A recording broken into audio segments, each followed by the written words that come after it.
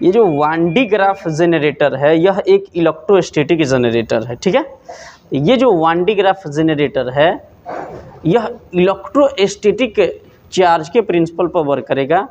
मतलब ये इसमें क्या होता है, इसके कुछ इम्पोर्टेंस पार्ट है, इसको हम लोग समझ लेते हैं। ये है, सबसे पहले इस पार्ट को समझते हैं।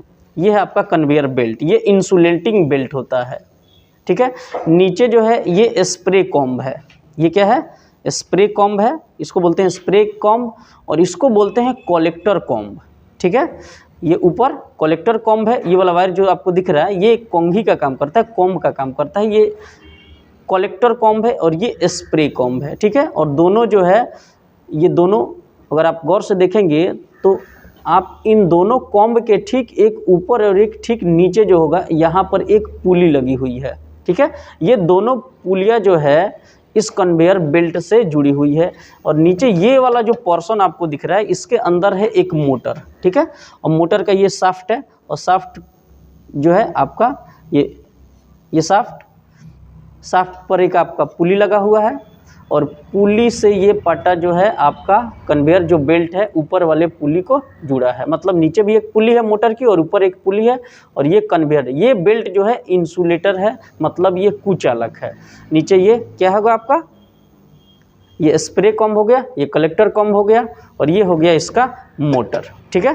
अब मोटर में जो है हम करंट जब इसमें देंगे तो होता क्या है कि यहाँ पर एक फ्रिक्शन होगा और फ्रिक्शन से क्या होगा, इस पर के जो चार्ज होंगे ये प्लस वाला जो भी चार्ज होगा ऊपर कलेक्ट होगा और जो भी माइनस वाला चार्ज होगा वो नीचे कलेक्ट हो जाएगा। अब इस माइनस और इस प्लस के बीच में अगर फ्रिक्शन होगा, जैसे इस बेल्ट पर यहाँ पर फ्रिक्शन अगर आप सुनेंगे तो आपको यहाँ पर एक साउंड आएगी फ्रिक्शन का।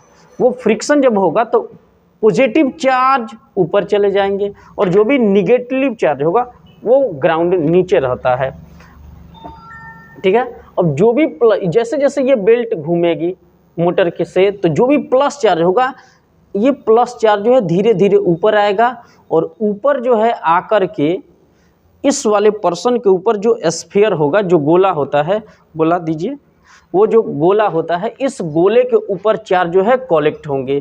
प्लस चार्ज धीरे धीरे ऊपर आएगा, इस कलेक्टर कॉम्ब इस चार्ज को कलेक्ट करेगा और चार्ज कलेक्ट करके इस वाले पर्सन पर भेजेगा। ये वाला पार्ट डायरेक्ट जो है हमारा इस स्फीयर से जुड़ा होगा। अब जो भी चार्ज होगा उसके ऊपर धीरे धीरे कलेक्ट होगा और जैसे जैसे ऊपर चार्ज प्लस चार्ज आएगा डेंसिटी इस पर बढ़ेगी, इसका वोल्ट जो होगा बहुत ज़्यादा होगा।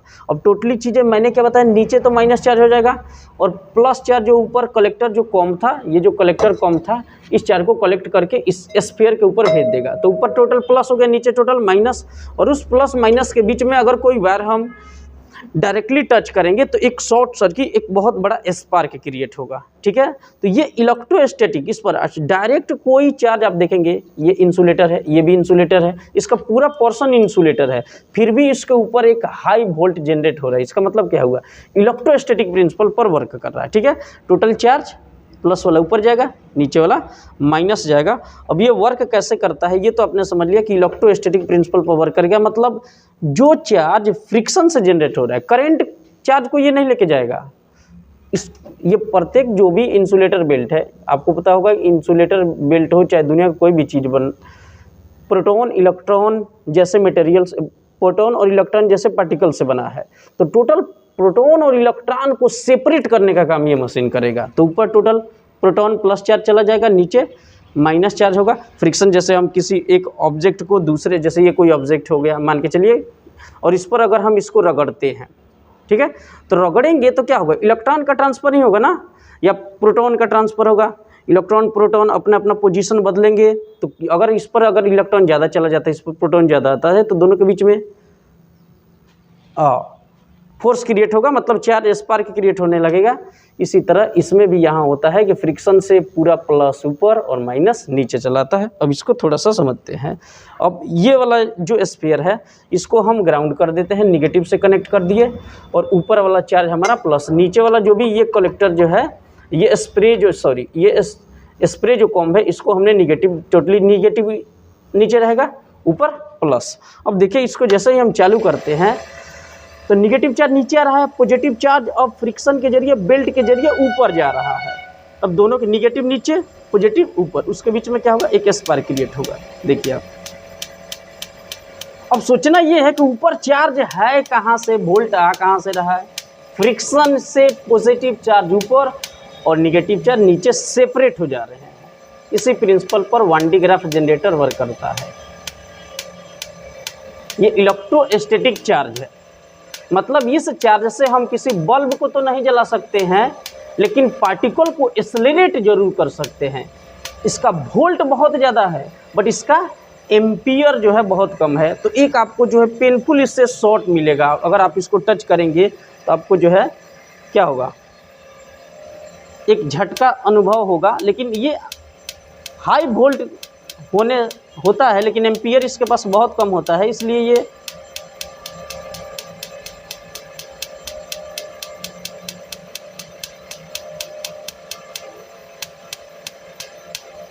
तो हाई वोल्ट होने के कारण और एम्पियर लो होने के कारण हम इसका इस्तेमाल करके किसी बल्ब को तो जला नहीं सकते हैं।